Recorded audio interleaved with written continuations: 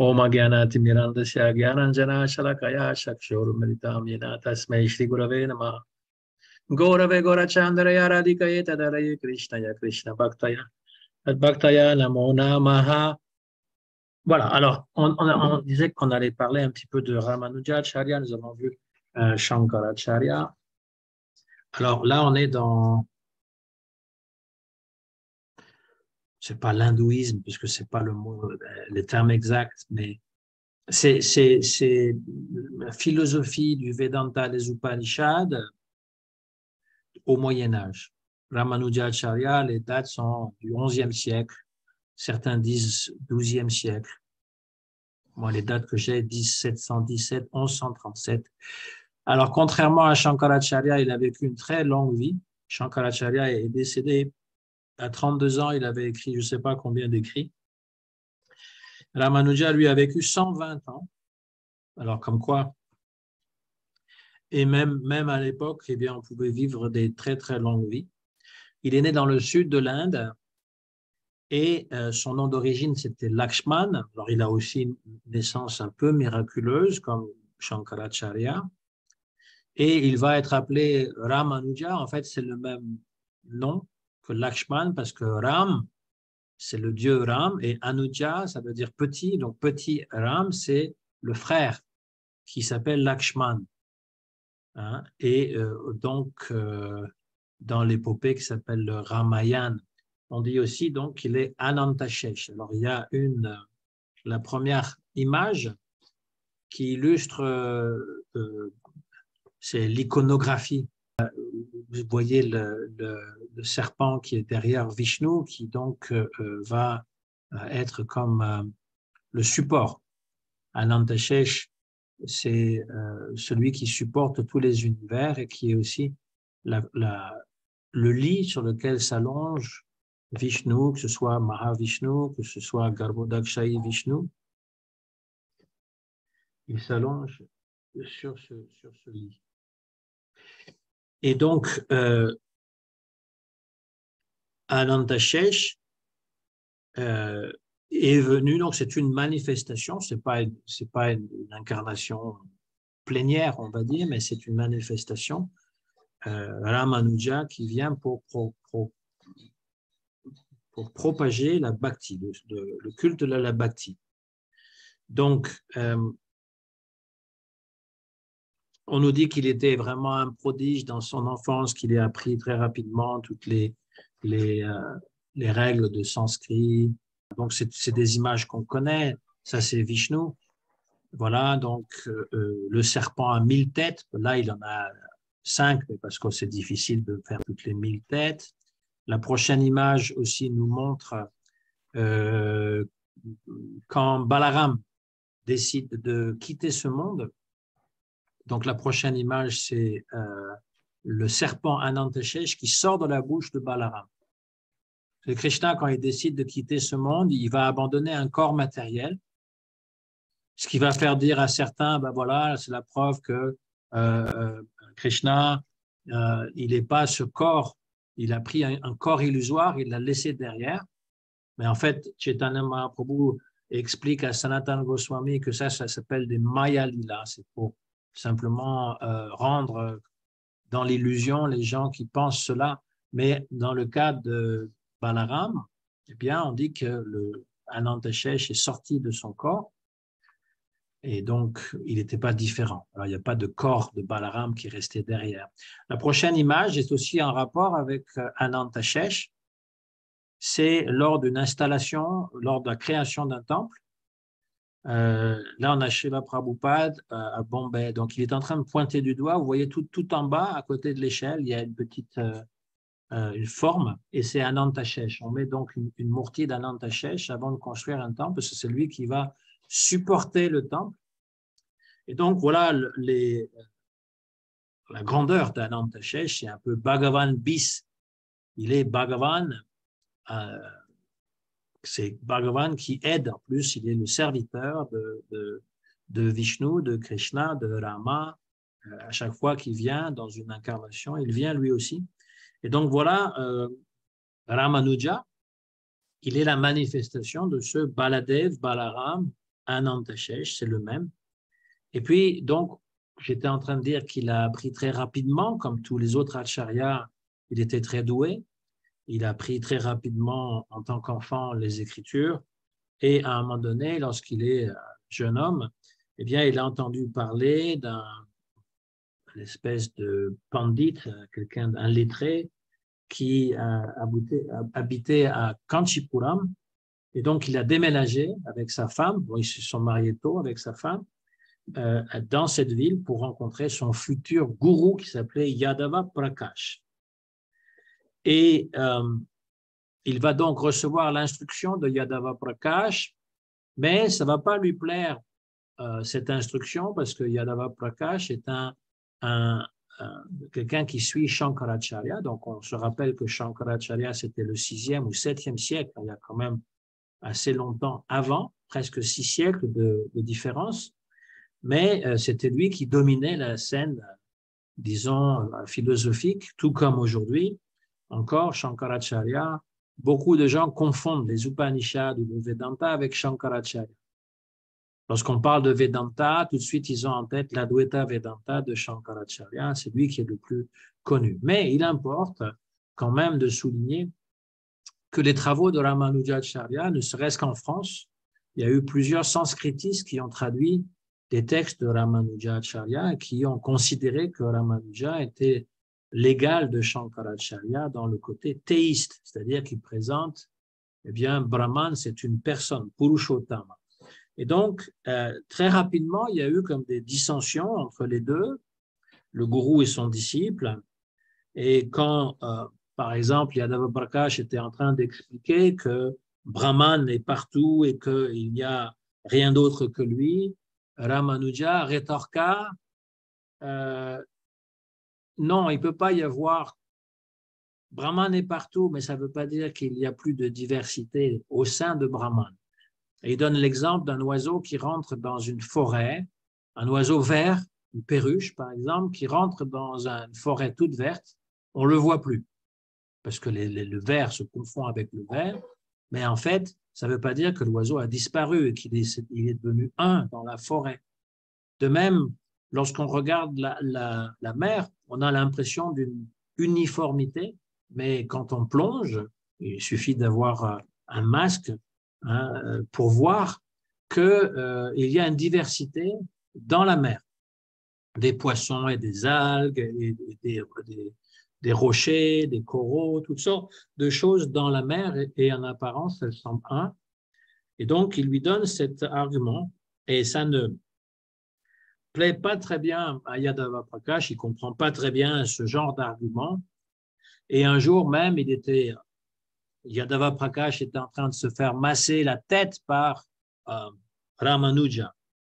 Et en même temps, il expliquait un passage de la Chandogya Upanishad, où il y a un passage qui parle de l'âme suprême, qui est Vishnu, et qui dit Kapiyasam Pundarikam. Pundarik, c'est une sorte de lotus. Et Kapi, alors, Kapi dans le sanskrit, si vous regardez un dictionnaire sanskrit, Kapi, c'est un singe. Et Assam, alors, selon l'interprétation de Shankaracharya, en tout cas, c'est ce que Yadava Prakash prétend, ça veut dire le derrière. Les yeux de Vishnu sont rouges comme le derrière d'un singe. Voilà ce que Yadava Prakash dit. Et en entendant cela, Ramanujacharya est tellement choqué que les larmes brûlantes sortent de ses yeux, et il y a une larme qui tombe sur le crâne chauve de son gourou et qui presque le brûle. Là, il lève la tête, il voit Ramanuja qui est outré par ce qu'a dit son gourou, et il lui dit qu'est-ce qui ne va pas? Tu n'aimes pas cette interprétation? Il lui dit c'est une mauvaise interprétation.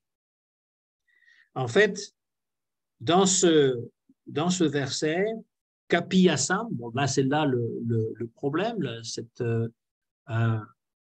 ce mot qui est composé, Kapi Assam, donc Kapi ça vient de Kam qui veut dire l'eau, et Pibati, bois. Donc c'est comme le soleil qui boit l'eau d'une rivière. Donc, les yeux de Vishnu ressemblent à un lotus rouge qui s'épanouit au soleil. Voilà, il lui dit la traduction qui est juste et qui est en accord avec toutes les autres illustrations qui sont données dans les Puranas, entre autres, lorsque les yeux de l'âme suprême sont toujours des lotus rouges comparables à des joyaux, comparables au soleil, comparables à toutes sortes. Donc, le lotus, mais certainement pas le derrière d'un singe. Ça, c'est pas une poésie, ça, c'est carrément une moquerie.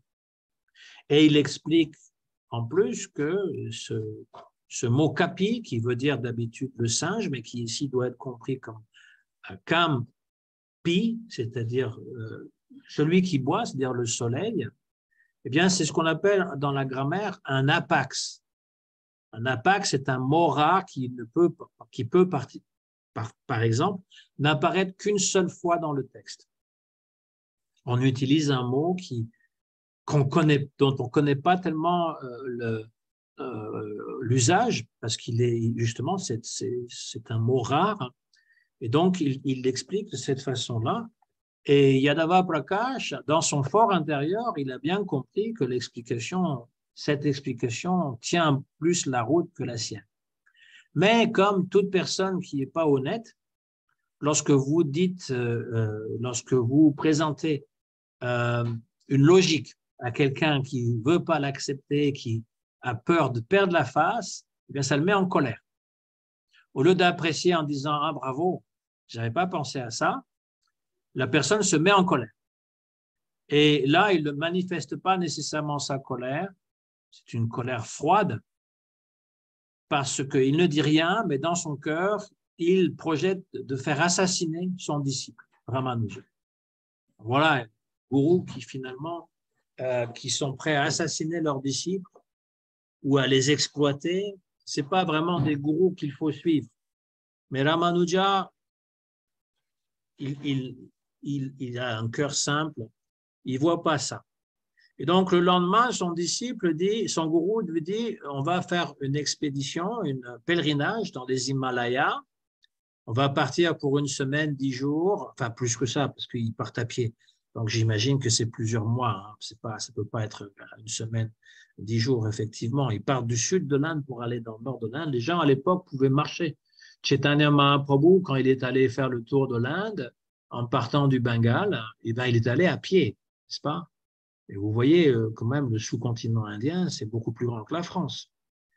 Donc, voilà. Mais son idée, c'était qu'arrivé près des Himalayas, il y avait des lacs et il allait le noyer.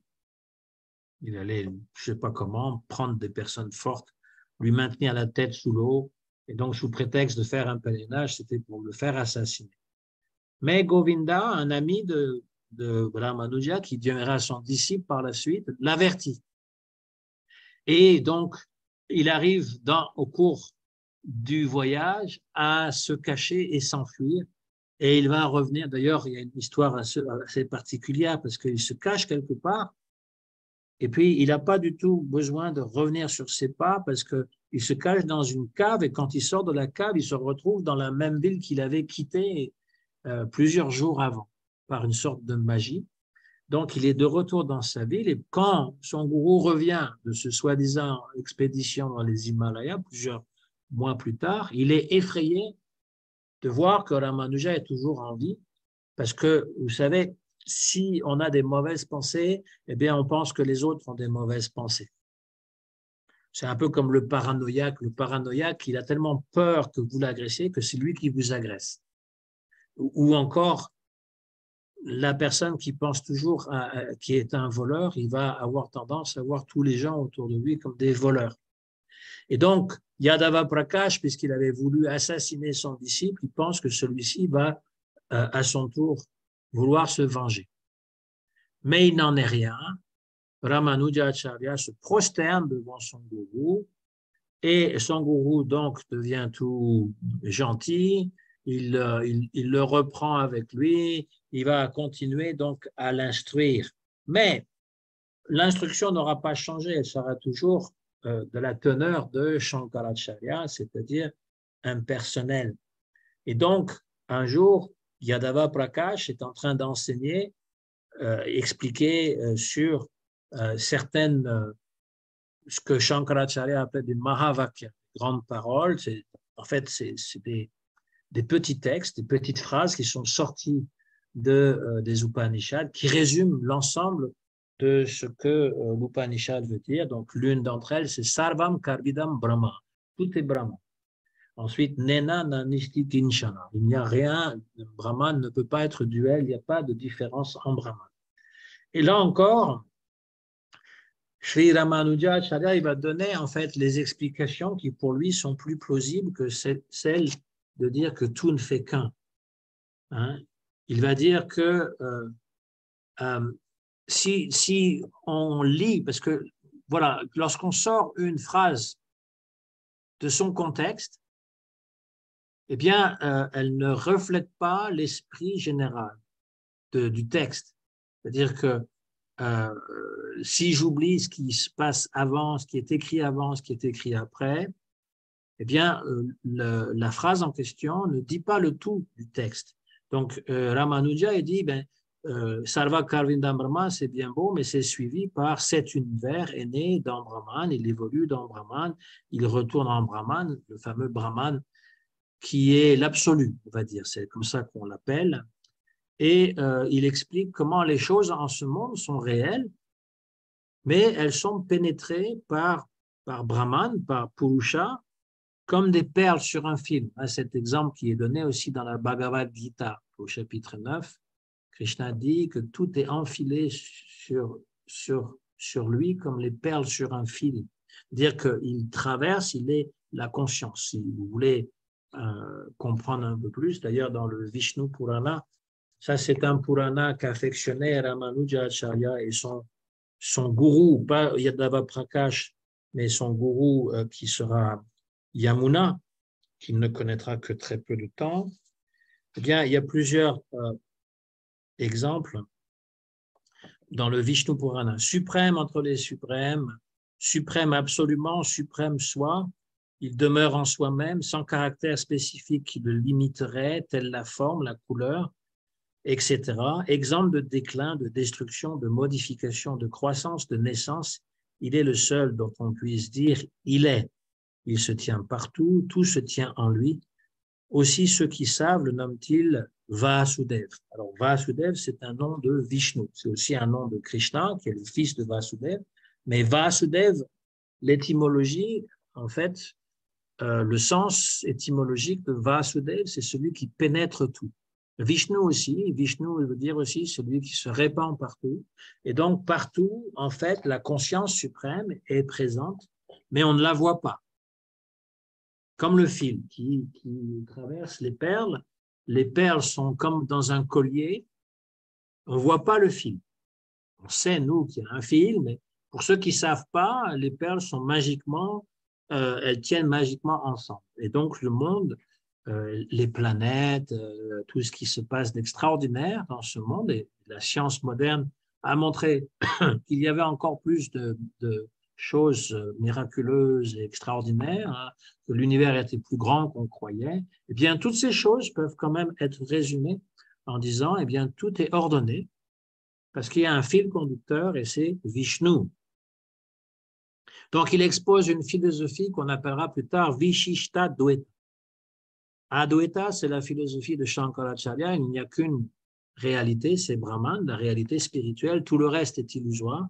Mais Vishishta, ça veut dire que cette unité dans le monde, elle est diversifiée. C'est-à-dire que c'est un monisme qualifié. Et le terme Vishesha, dont est tiré Vishishta, eh bien, on appelle ça parfois un attribut. Qu'il y ait un objet, cet objet, il n'est pas dénué d'attributs.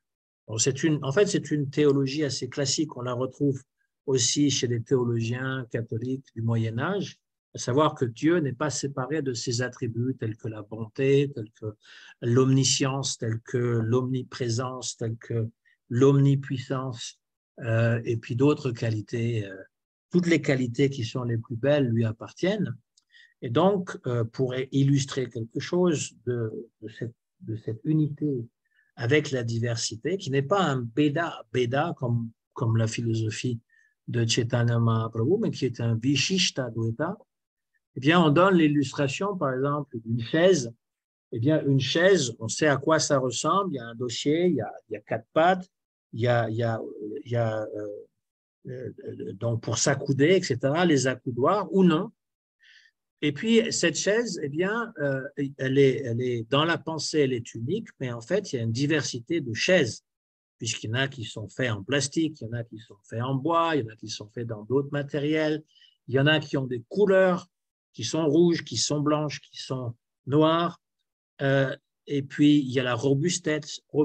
Après, il y a le travail. Si, par exemple, c'est en bois, ça a été travaillé, si c'est massif, etc., si c'est recouvert par un tissu. Et donc, nous avons plusieurs formes de chaises qui sont les attributs de la chaise. Les attributs peuvent être retirés de la chaise restera toujours une chaise, à moins qu'on lui enlève trop de choses et que ça ne ressemble plus à une chaise. Mais toujours est-il qu'ils sont indissociables.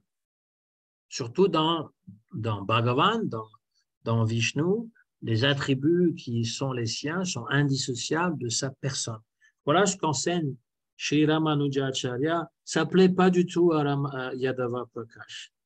Et donc, il y a une violente discussion qui s'ensuit, toujours dans le même état d'esprit. Lorsque vous êtes en train de discuter avec quelqu'un et que lui voit que vous avez le dessus sur lui par la logique, eh bien, souvent, il n'apprécie pas, il devient en colère et il va même chasser son disciple. Il va le chasser hors de lui, il dit « Va-t'en, je ne veux plus te voir ».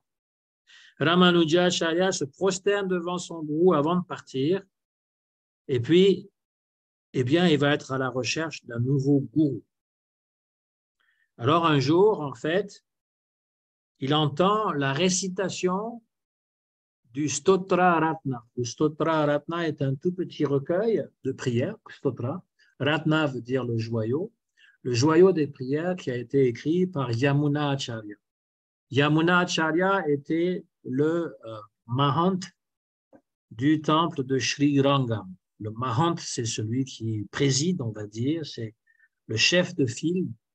Et Sri Rangam, c'est un immense temple dans le sud de l'Inde. C'est un peu comme un petit village, tellement c'est grand.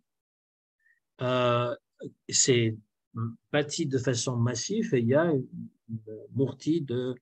il y a plusieurs murtis à l'intérieur, hein, des murtis de Garuda, des murtis de différents avatars de Vishnu. Et la murti principale s'appelle Sri Ranganath, donc le seigneur de Sri Rangam, et qui donc est Mahavishnu, allongé, sur Sheshanaga.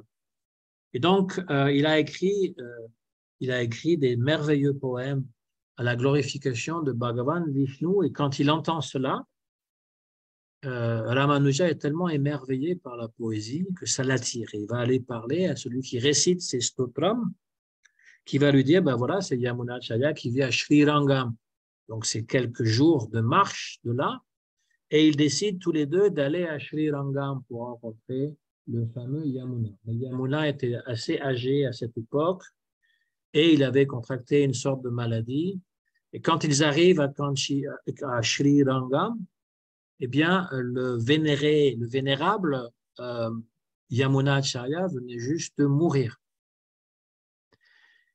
Et donc, il se lamente et Ramanuja s'approche du corps de Yamuna et il voit qu'il a une main dont les doigts sont complètement ouverts et une autre main, 3 de ses doigts sur la main droite sont fermés comme ça plutôt. Comme ça, je ne sais pas, fermé. Et il demande aux disciples pourquoi c'est comme ça, est-ce qu'il avait des problèmes d'arthrose ou quelque chose qui faisait qu'il ne pouvait pas ouvrir la main. Et les disciples disent non, pas du tout. Et donc, Ramanuja, il comprend qu'en fait, ça correspond à une instruction. Alors, j'ai une image qui illustre ça. On voit le corps de Yamuna qui est allongé et Ramanuja qui est à côté. Et donc, voilà. Donc, vous voyez, alors voilà, en fait, c'est comme ça. Voilà. C'est presque un mudra, ça.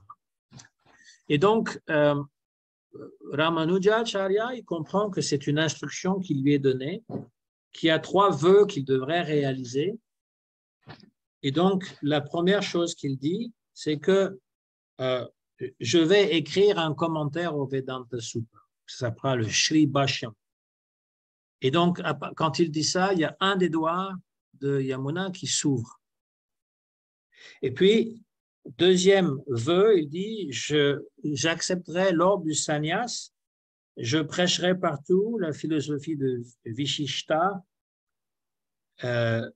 Vishishta Dvaita, et je donnerai aux gens innocents, ignorants, qui le veulent, l'initiation avec les 5 samskaras, 5 marques de Vishnu. Ça, c'est le deuxième vœu qu'il prend, et un autre doigt de Yamuna s'ouvre, et il dit finalement, je ferai en sorte qu'il y aura un commentaire au Vishnu Purana, parce que Sri Ramanujacharya considérait le Vishnu Purana comme étant le Purana suprême.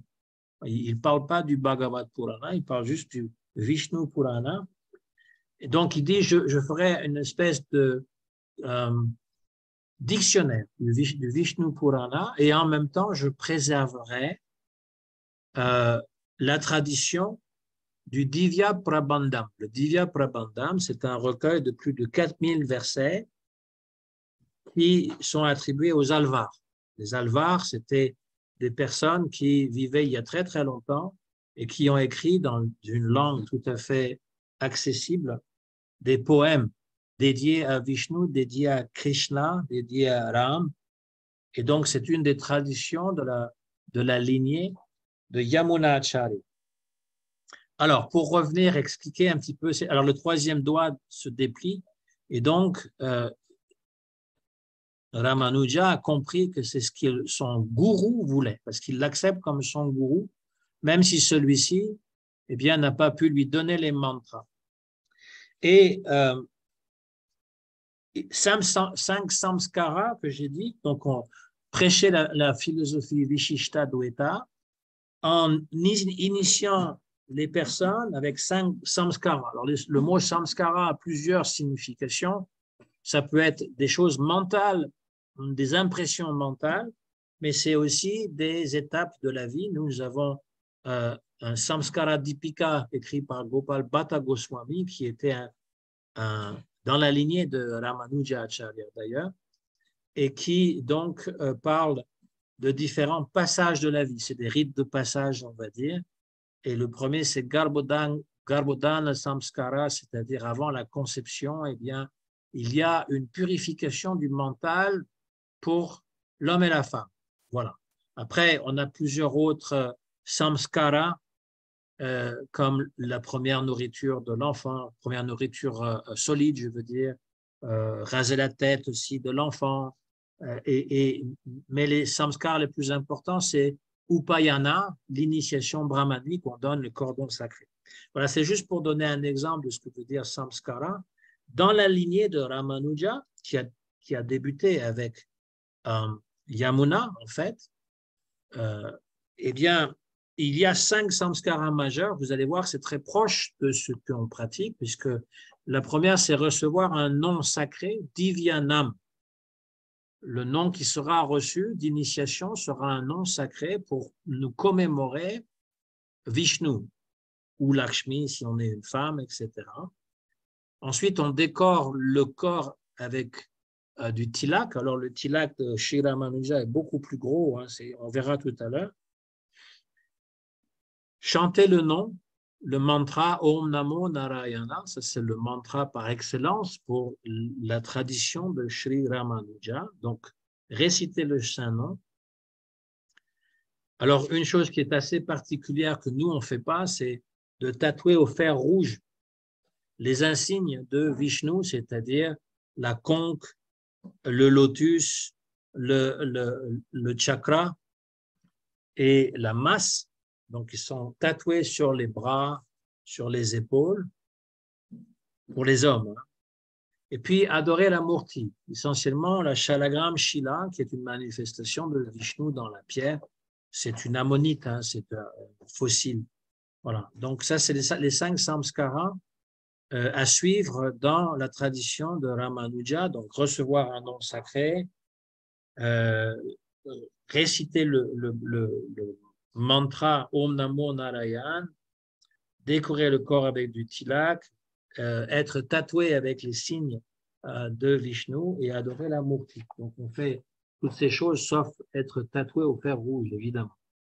Tatoué au fer rouge, ça veut dire aussi, c'est comme je suis ton animal de service, puisqu'on comment dire, on faisait ça avec certains animaux pour montrer, enfin en tout cas, pas juste en Inde, ça c'était aussi surtout en Occident où pour montrer, voilà, c'est mon animal, il y a la marque.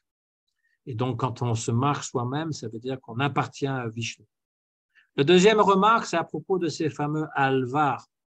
Les alvars, donc, qui étaient avant Yamuna. Donc, Yamuna Acharya, lorsqu'il écrit le Stotra Ratna, plusieurs des versets du Stotra Ratna sont cités dans le Chaitanya Charitamritam de Krishnadas Kaviraj Goswami. Sanatana Goswami, il récite un ou deux versets du Stotra Ratna, donc c'était assez connu à l'époque.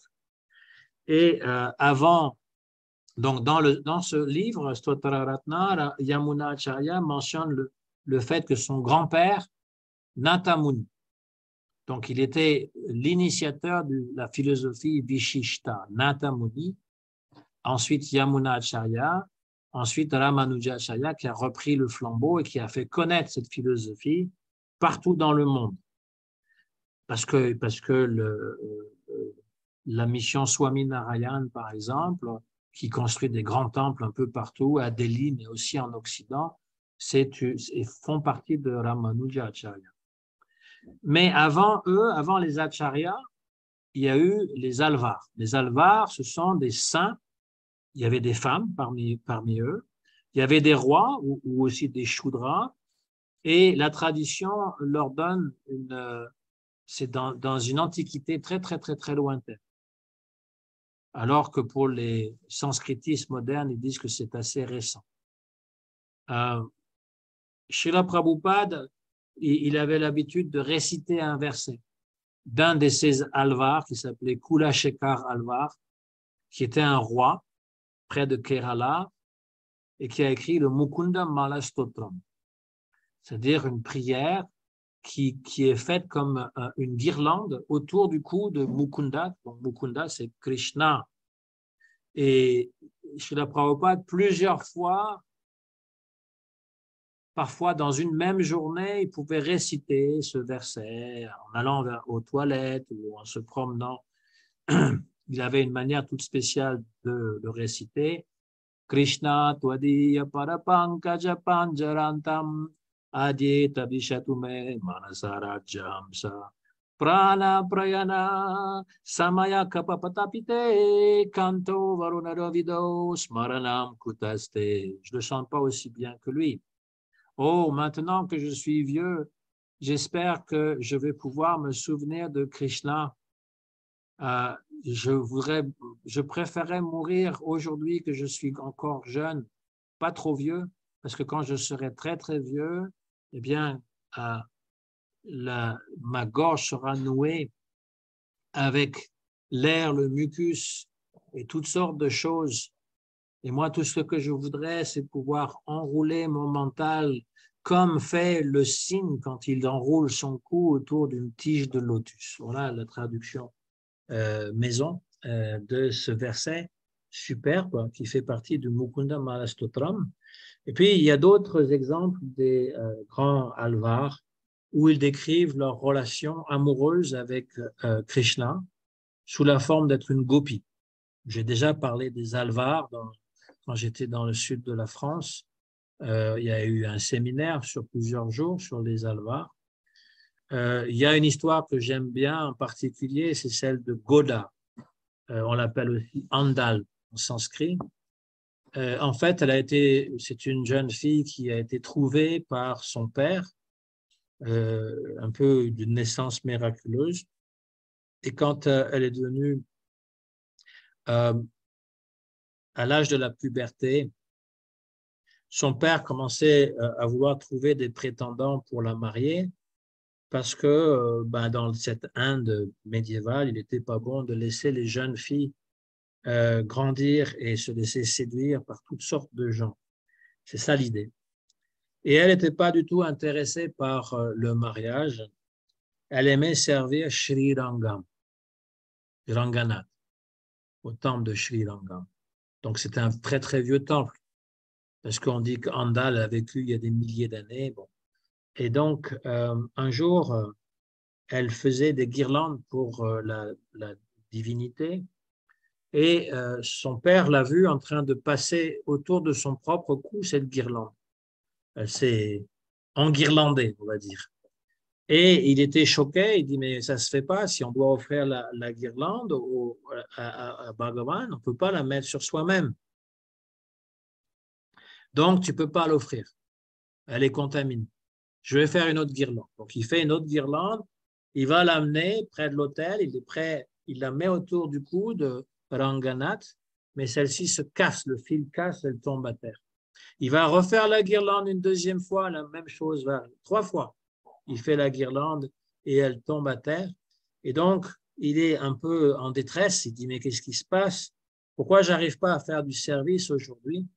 Et il s'assoupit quelques minutes et Shri Ranganath lui parle dans son sommeil en lui disant, la guirlande que je veux, c'est celle que ta fille m'a confectionnée, parce qu'elle l'a fait avec amour. Et là, il se réveille, il est tout surpris, il va voir sa fille, il va lui dire, mais qu'est-ce que tu étais en train de faire quand tu mettais la guirlande autour de ton cou et que tu t'admirais dans le miroir, parce qu'elle était devant le miroir et elle avait mis cette guirlande autour du cou. Et elle répond, eh bien, chez Ranganath et moi, nous sommes à peu près de la même taille. Et je voulais savoir si la guirlande que je lui avais faite, elle était assez grande, elle ne tombait pas trop bas ou trop haut avant de lui offrir. Et là, il est comme complètement surpris, il dit, c'est un nouveau Siddhanta, je n'ai jamais entendu ça avant. Ils vont offrir la guirlande, et elle ne tombe pas, elle reste bien fixe, etc. Quelque temps plus tard, lorsque son père insiste pour la faire marier, elle lui dit, moi je vais me marier avec Shri Ranganath. Alors le père lui dit, mais ça ne se fait pas, on ne se marie pas avec une murti. Il dit, ben moi si. Et quelques jours plus tard, le père se promène dans la ville et puis il y a une procession avec des éléphants et puis avec des personnes qui jouent du shinai, c'est une sorte de trompette avec des grands tambours, etc. Il y a vraiment une procession très joyeuse qui se passe. Et là, il demande aux gens, mais qu'est-ce qui se passe? Et on lui dit, ben, c'est ta fille qui se marie avec Shri Ranganath. Et là, le père, il dit, mais c'est complètement absurde, ils sont tous devenus fous, quoi. Donc, il va suivre la procession, il va voir sa fille qui va descendre de l'éléphant, qui va se diriger vers l'autel. Et le père, il va essayer de courir après pour l'interdire de faire ça, pour la stopper. Et elle monte sur l'autel, elle s'assied sur les genoux de la Murti Shri Ranganath, et le père s'évanouit. Parce qu'il pense que c'est une offense suprême, et quand il se réveille, on lui a appris que sa fille a disparu dans le corps de la Murti. Et d'après les acharyas, donc, cette femme, Goda, ou encore Andal, eh bien, elle était la parèdre, la femme naturelle de Vishnu. Donc, Vishnu, il a une femme qui s'appelle Lakshmi, mais il a aussi d'autres énergies. Il y a une énergie qui s'appelle Bhu-Shakti. Donc, elle est la manifestation de Bhu-Shakti. Ça, c'est pour donner un exemple qui avait une dévotion très développée à l'époque, avant même Ramanuja Acharya. Donc, il y avait une question la dernière fois à savoir s'il y avait des Vaishnavas qui existaient déjà au temps de Shankaracharya, mais les Alvars sont les exemples, en fait, de ces genres de grands bhaktas qui existaient déjà. Et donc, voilà, il s'est engagé, Ramanujacharya, de préserver la tradition des Alvars. le Divya Prabandham. En fait, il a été écrit pour remplacer le Veda. On appelle le Veda tamoul. Ça a été écrit dans la langue du pays, le tamoul, non pas en sanskrit. Mais par ailleurs, Yamuna Acharya, il a cultivé quand même la bhakti en sanskrit, c'est-à-dire la bhakti qui est celle des intellectuels, des gens cultivés, qui met la bhakti au même pied d'égalité que les discussions que peuvent avoir les adwaitins sur le brahman impersonnel avec toute leur science grammaticale. Et donc, lui, il dit, on va créer une double tradition. Ubaya Vedanta. Uba, ça veut dire double, une double tradition, une tradition qui sera celle des Upanishads en sanskrit et des Puranas comme le Vishnu Purana, et celle qui sera en langue vernaculaire, en langue ordinaire, celle des Tamouls, qui est plus dévotionnelle, qui est plus le cœur. Donc ça, c'est une des particularités de la lignée de Ramanuja Acharya. Il a pris le vœu devant Yamuna et il l'a réalisé. Et son écrit le plus important, c'est le Sri Bhashyam, qui est un commentaire au Vedanta Sutra. Les Vedanta Sutras ont été écrits pour résumer la pensée des Upanishads. Les Upanishads, il y en a 108 majeurs Upanishads, il y en a beaucoup plus encore, 108 les plus importantes, on va dire. Et parmi les 108, il y en a 10, parfois on dit 11, qui sont principales ou plus importantes ou plus anciennes, qui sont la Brihadaranyaka Upanishad, la Chandogya Upanishad, la Prashna Upanishad, la Shvetara Upanishad, la Katha Upanishad, la Mundaka Upanishad, la Mandukya Upanishad, Isha Upanishad. Alors, j'en ai encore oublié 2, 3. Mais c'est celles qui sont citées toujours par Sri Shankaracharya, Ramanujacharya, Nimbarka Acharya, tous les commentateurs de ce Vedanta Sutra. Les Vedanta Sutras, il y a entre 500 et 550 différents sutras. Les sutras sont des aphorismes qui ont 2, 3 mots et qui résument toute la pensée des Upanishads, tout ce qui est plus important. Et donc, une sampradaya ne pouvait pas exister sans un commentaire au Vedanta Sutra, un commentaire à la Bhagavad Gita, un commentaire aux Upanishads majeurs. Donc, tous les acharyas qui ont eu une sampradaya ont écrit des commentaires sur ces 3. On appelle ça les prasthana. Tri-prasthana, c'est des socles qui sont le Vedanta. Les Vedanta Sutras, c'est très particulier. Srila Prabhupada y citait souvent le premier, plutôt le premier, Sutra Atato Brahma Jigyasa. Donc, qui veut dire maintenant, certainement, c'est le temps de s'enquérir à propos de Brahma. Donc, beaucoup de commentaires ont été faits de la part de Shankaracharya, Ramanujacharya. C'est le sutra le plus commenté. Il y a 30 pages de commentaires sur ce sutra pour expliquer ce que veut dire Ata et Ata, parce que c'est Atato, donc Ata. Ensuite, Brahma Jigyasa, s'enquérir du Brahma. Et Srila Prabhupada le résumait très simplement. Ata voulait dire maintenant qu'on a la forme humaine, Ata, donc il faudrait pouvoir s'enquérir du Brahman, c'est-à-dire de la vie spirituelle. Parce que dans la forme animale, on ne peut pas le faire, mais dans la forme humaine, eh bien, on a suffisamment d'intelligence pour pouvoir se poser la question, savoir qu'est-ce que l'absolu, qu'est-ce que la vérité, et qu'est-ce qu'est le but suprême de cette vie. Certainement pas juste survivre, mais atteindre une compréhension de soi-même et de l'univers qui est totale et parfaite. Voilà. Donc, Sri Ramanujacharya, il va rédiger le Sri Bhashya, c'est dédié à Sri qui est Lakshmi. Donc, ça, c'est aussi la particularité de sa sampradaya, que c'est Lakshmi Narayana. Ce n'est pas juste Vishnu, c'est Lakshmi qui a une importance aussi grande que Vishnu, qui a toutes les qualités de Vishnu, qui est l'aspect féminin de Dieu, on va dire.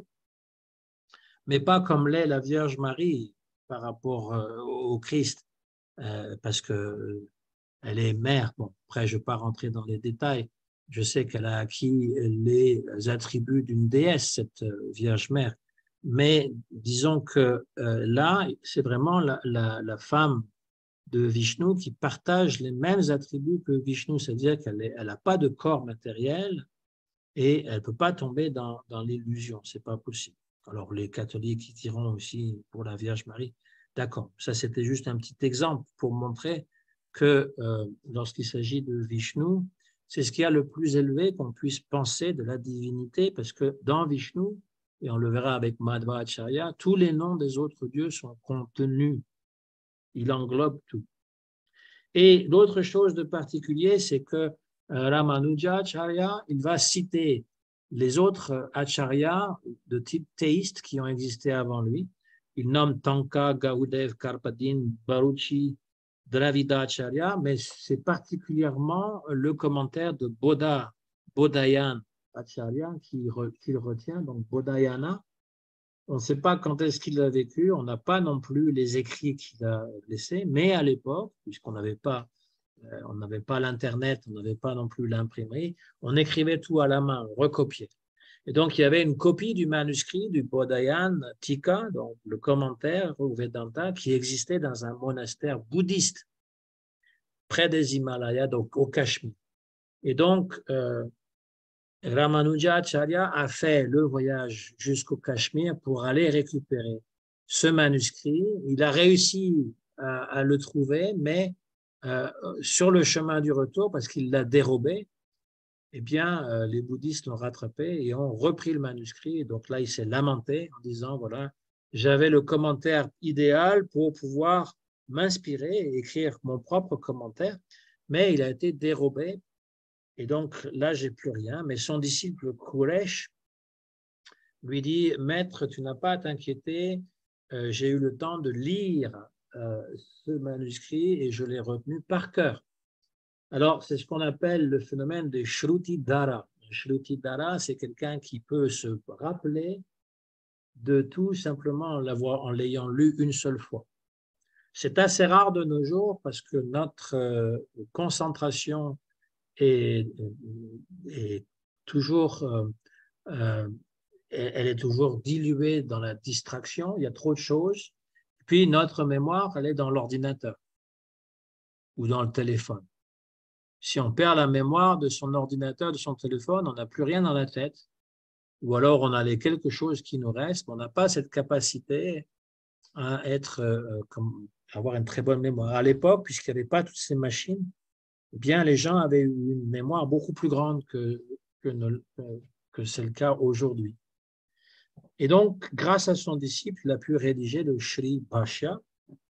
On ne verra pas tout aujourd'hui parce que je vois que le temps file. Ce n'est pas nécessaire de parler très longuement. C'était juste pour montrer que déjà, dans cette première partie, eh bien, ce qui est important à retenir par rapport à la citation qu'il y avait des auteurs, des commentateurs de Vedanta Sutra qui existaient avant lui, c'est qu'on n'écrit pas à partir de rien. Srila Prabhupada, lorsqu'il traduisait le Srimad Bhagavatam et les autres écrits comme Bhagavad Gita et autres, il dit justement qu'il faut toujours s'inspirer de la Guru Parampara, c'est-à-dire des auteurs, des commentateurs qui nous ont précédés. Donc pour la Bhagavad Gita, il va la dédier à Baladev, Srila Baladev Vidyabhushana, qui donc avait fait un très beau commentaire de la Bhagavad Gita. Et concernant le Srimad Bhagavatam, il avait le texte sanskrit avec les commentaires de Sanatana Goswami, Jiva Goswami, Vishwanath Chakravarti Thakur, et puis des disciples de Madhvacharya, de Ramanujacharya, tout ça dans un même livre. Et il s'en inspirait, et des fois il les cite pour montrer qu'il n'invente rien. Voilà, un commentaire Vaishnav ne se fait pas à partir de ses propres réalisations, il se fait en suivant de ce qui a été déjà dit. Alors, je vais m'arrêter là. On verra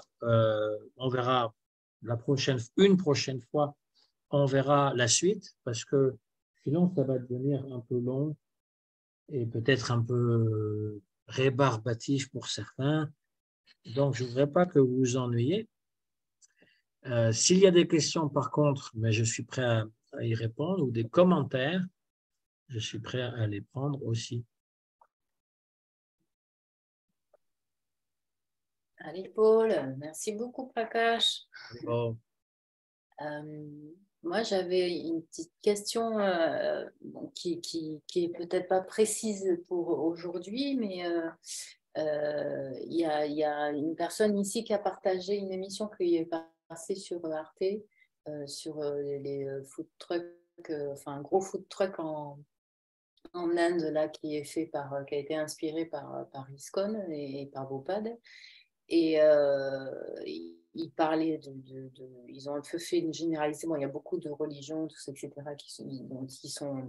où ils parlent de dans ce reportage. Et est-ce que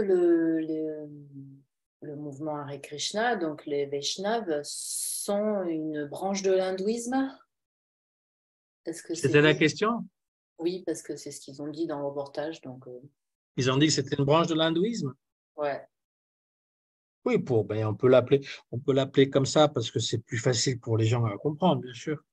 d'accord. Le mot hindouiste n'est pas très, très, comment dire, adéquat, mais comme si les gens connaissent rien d'autre, on peut leur dire c'est une branche de l'hindouisme. Oui, dans les études académiques, on va dire, le mouvement de Chaitanya est reconnu. Oui. Donc, il n'y a pas de Et, problème avec ça. et donc, pour des personnes qui commencent un petit peu dans la conscience de Krishna, ici à Bordeaux par exemple, ou ailleurs, pour être plus précis et aller un peu plus loin, est-ce que ça fait partie de l'hindouisme ou pas vraiment? Bon, ça dépend, tu vois. Je veux dire, s'ils s'intéressent, s'ils chantent, ça ne demande pas. S'ils s'intéressent à ce que tu leur dis, tu peux leur dire que le mot hindouiste est un mot forgé qui est C'est pas tellement. générique. Oui, eux ne se désignent pas comme ça. Prabhupada l'explique dans l'introduction de la Bhagavad Gita, le terme que les Indiens utilisent, c'est Sanatan Dharma, c'est-à-dire que c'est le devoir éternel. D'accord. Mais c'est un détail, c'est pas important en soi. C'est comme le fait qu'on s'appelle Vaishnava, alors Oui, qu'on est plutôt des Krishnaïtes. Parce que Vaishnava, ça veut dire adorateur de Vishnu. oui. Ah oui, ok, Ouais. d'accord. Ok, ça me... On y reviendra là-dessus. Ok, d'accord, super. Merci. Allez, Paul. Haribol, Prachakadma, mes hommages. Je voulais te demander, dans la Bhakti, il y a quand même la dévotion à Ram aussi, il y a des lignées très anciennes de Bhakti. Voilà, La dévotion arabe. Non, à Ram. Ah Ram. oui, oui, oui, oui, Oui, oui, oui, oui, bien oui, oui, sûr. oui, oui, oui. Oui, C'est oui, mais chez les Alvars, c'est soit Ram, soit Krishna. En fait, c'est les avatars les plus populaires en Inde. Les trois les plus importants, c'est Ram, Krishna, Nrsimha. d'accord. C'est celle qu'on retrouve le plus souvent. Nrsimha pour la protection, bien entendu, et Ram pour l'avatar du devoir, l'avatar de la personne très moralement droite, et Krishna pour tous les jeux, pour son indépendance.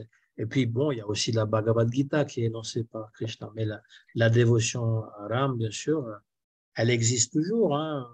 Les gens qui récitent Ram, Ram, Ram, comme ça, sans arrêt. Bien sûr. Et le meilleur exemple de la dévotion à Ram, c'est Hanuman. Et on le voit partout. C'est un bhakta, c'est pas un dieu, hein, Hanuman, c'est un bhakta. C'est pas un jiva non plus comme nous, mais il est dasyam, un dasya parfait. La dévotion à Ram, elle est vraiment incarnée dans ce Hanuman qu'on revoit partout au Népal même. Et c'est une des murtis qui est très très répandue, comme Ganesh. En Indonésie aussi. Oui, on le voit partout. Parce qu'il est sympathique. Enfin, je pense qu'on a toujours aussi une sympathie pour ces divinités qui sont à la fois humaines, et qui ont des têtes d'animaux. J'avais une autre question, je ne sais plus. Ah oui, les symboles, on entend. Ouais. Tu parlais des symboles de Vishnu, où c'est la conque. Oui, dans les 4 mains. Ok. Est-ce qu'il y a des symboles propres à Krishna? Ben, il les a sous les pieds. Hein. Il a des symboles sous les pieds. Il y a une conque aussi, il y a un crochet pour les éléphants, il y a une fleur de lotus. Et puis sur la poitrine, il a la marque de Vishnu. Il a le Shrivats, et puis le pied de Bhrigu. Et à l'intérieur de Krishna, il y a Vishnu en fait. Parce qu'il y a 2 formes de Krishna. Il y a le Krishna de Vrindavan, Oui, où je suis il là. joue comme un être humain ordinaire. Et puis il y Ouais, a le Krishna qui est à Kurukshetra, oui. qui est guerrier, qui est Vasudev Krishna, celui qui tue les démons aussi. Donc ça, Vasudev Krishna, c'est Vishnu. Et si Donc on il a veut, les mêmes symboles que Vishnu, c'est sûr. mais si on veut représenter Krishna, parce que là, c'était l'histoire du tatouage, de se tatouer c'est les trois courbes. Oui. C'est ça. Ok, d'accord. D'accord. Ok. Mais en fait, quand on voit un temple en Inde avec un chakra en haut, on sait que c'est un temple dédié à Vishnu. Que ce Ouais. soit Krishna ou Ram ou Nrsimha ou Varahadev à l'intérieur, c'est Vishnu. Parce que c'est la différence entre le mouvement de Chaitanya et les autres Vaishnavas, c'est que tous les autres Vaishnavas disent que Krishna est un avatar de Vishnu. Oui. Le plus beau, mais c'est un avatar. Vishnu est suprême parmi tous les avatars. Tous les avatars viennent de Oui. lui. En fait, il n'y a pas de différence. Hein. Quand on dit suprême, ça ne veut pas dire que Krishna est inférieur. Oui, oui, oui. Il est la même qualité. Alors que dans la philosophie de Chaitanya, eh bien, Krishna est considéré comme l'avatari, c'est-à-dire celui duquel viennent même Vishnu et Ça va les pas. autres. Voilà. Ouais. Ok, donc notre Krishna à nous, si je puis dire, c'est les trois courbes et la flûte. C'est celui de Vrindavan. C'est celui de La Vrindavan. plume de Pan. La plume de Pan. Parce que Vishnu, il ne porte pas la plume de Pan. Ouais. Il a aussi un dhoti jaune. Oui. Ça fait partie de son attirail. Il a tout le reste, en fait, la guirlande Vajayanti, guirlande des fleurs de bois. Et puis, voilà, mais Krishna, il a la plume de Pan et la flûte. Et ça, c'est typique de Krishna. D'accord. Ok. Merci.